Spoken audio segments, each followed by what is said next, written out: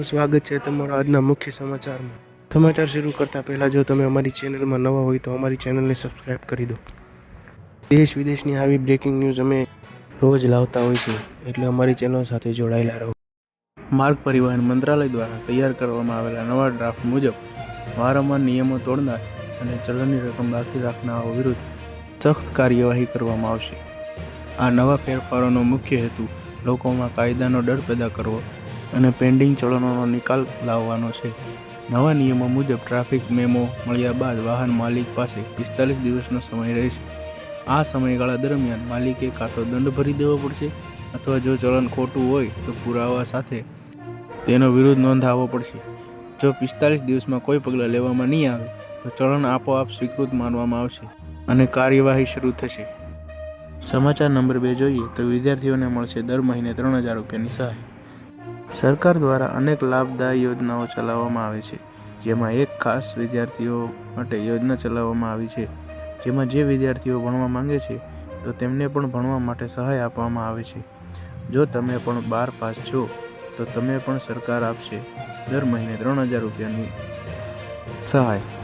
રોજગાર સંગમ યોજના અંતર્ગત દરેક વિદ્યાર્થી એટલે કે સ્ત્રી અને પુરુષ બંનેને દર મહિને 3000 રૂપિયાની સહાય આપવામાં આવે છે।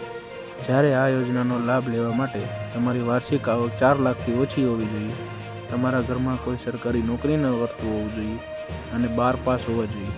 જ્યારે આ યોજનાઓનો લાભ લેવા માટે તમારે એક ઓનલાઈન ફોર્મ ભરવાનું રહેશે, જે ફોર્મ ભરતી વખતે આધાર કાર્ડ, 12 પાસની માર્કશીટ, તમારું લિવિંગ સર્ટિફિકેટ, તમારો જાતિનો દાખલો, આ બધા જ ડોક્યુમેન્ટ તૈયાર કરી સબમિટ કરવાના રહેશે। જો તમારા પરિવાર અથવા સોસાયટીમાં અથવા તમારા મિત્રોમાં જો કોઈ 12 પાસ હોય અને ભણવા માગતું હોય તો તેમને આ વિડીયો જરૂરથી શેર કરજો। તો હવે જોઈએ આગળના સમાચાર। સરકારી કામો થશે હવે તમારા ફોનથી। રાજ્ય સરકારે એક મોટો નિર્ણય લીધો છે, જેમાં 3 જનતાને મોટો ફાયદો થવાનો છે। રાજ્યના સાયન્સ એન્ડ ટેકનોલોજી વિભાગ, ડાયરેક્ટરેટ ઓફ ICT તેમજ ગવર્નર્સ દ્વારા વોટ્સએપ નંબર જાહેર કરીને નાગરિકોને તેમના મોબાઈલ નંબર પર જ આવકનો દાખલો, જાતિનું પ્રમાણપત્ર જેવી સુવિધાઓ મળે તેવી વ્યવસ્થા જાહેર કરી છે। આ માટે લાભાર્થીએ નંબર પર હેલો મોકલવાથી સામેથી જવાબ આવશે।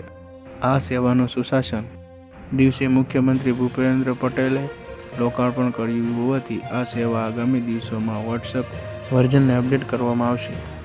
આ હતા આજના મુખ્ય સમાચાર। વધુ વિગતવાર માહિતી અપડેટ્સ માટે અમારી ચેનલ સાથે જોડાઈ રહો।